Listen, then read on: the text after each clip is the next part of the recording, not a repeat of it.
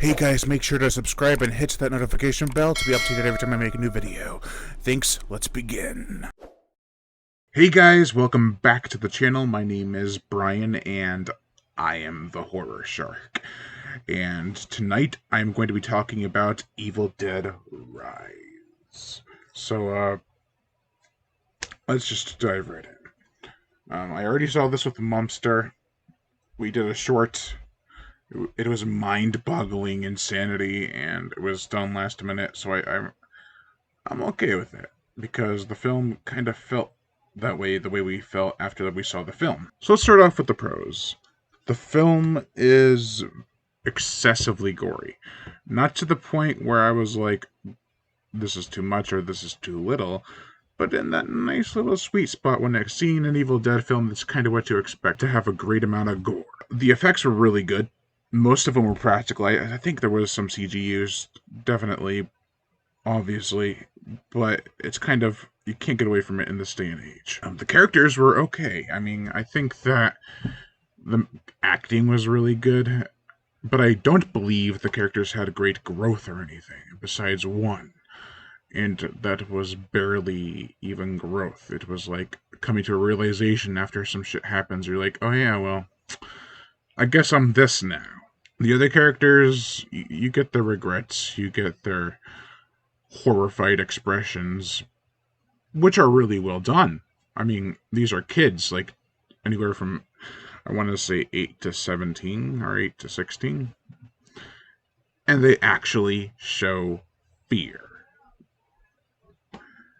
They cry. Unlike in modern Hollywood films, where the kids just scream really loud and that's supposed to symbolize them being scared, you can see it in their shocked expressions and their tearful eyes. This shit is nightmare fuel for them. On the opposite end of that, they don't react enough to when one of them dies, or even just gets possessed. It's like, oh, I gotta deal with that now. Moving on.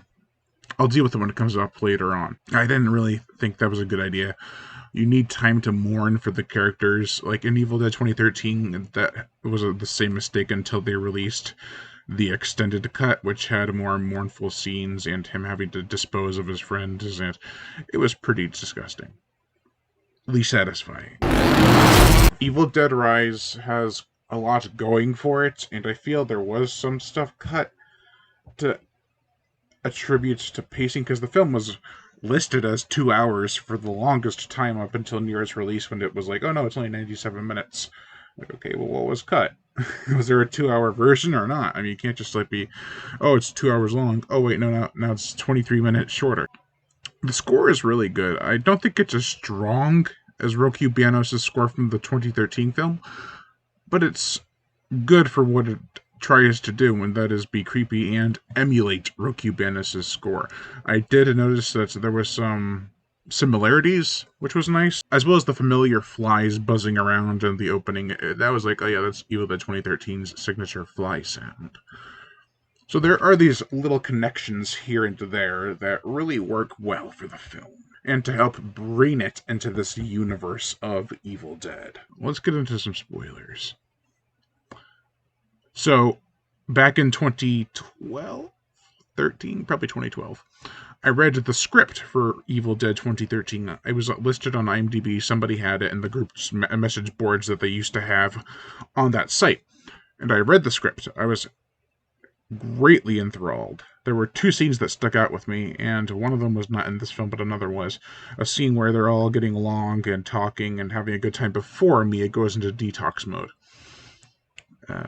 That scene could have really helped the 2013 film, but the thing that this film carried over from that script was the final form of the demon. Now, in the script, from what I can remember, I probably still have it somewhere on my flash drives or something. It's an amalgamation of everyone close to the main character. It's like a thing-like monstrosity where it's body parts and human heads and everything. It's a big, huge thing that's lumbering around and chasing after Mia. They do that here, and it's glorious. It's not as huge as it was described in as in the script, but it's good enough. And it was all practical, which was nice too. Be a good mom someday, Hannibal. There were setups and payoffs where I was like, yeah, this is going to be used later on to help defeat the demon.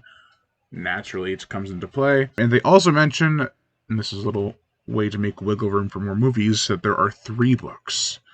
3 different books with 3 different incantations to summon 3 different demons, I believe. Or some demons under the same umbrella, I guess. So they already showed one in 2013. Maybe the third one's the Necronomicon, as it's known in the original films. And then there's this one, which has teeth. I think that's pretty cool. And spoilers, this film is definitely worth your time. I wouldn't call it the best Evil Dead film. In fact, it's probably my 3rd favorite. Like, I'm more of the horror Evil Dead group. I like the comedy in Evil Dead 2 and Army of Darkness, but it's not really my go-to when I watch an Evil Dead film. I want to see the horror, the cabin, the gore. So this film, check it out. You'll have a good time. What will be, will be. That's going to do it for this video, guys. Thank you all for watching. Lion Brian Gatto, the Horror Shark, and I'm just giving the usual shoutouts to my Patreon supporters. If you would like to support me on Patreon or join the channel as a member, the link to my Patreon is in the description below. If you want to join the channel as a member, hit the join button under the video. Both have similar perks. You'll get early access to videos, shoutouts, as well as even some collaborations depending on how much you give a month. Join us. Also hit that notification bell to be notified every time I make a new video, and as always, subscribe.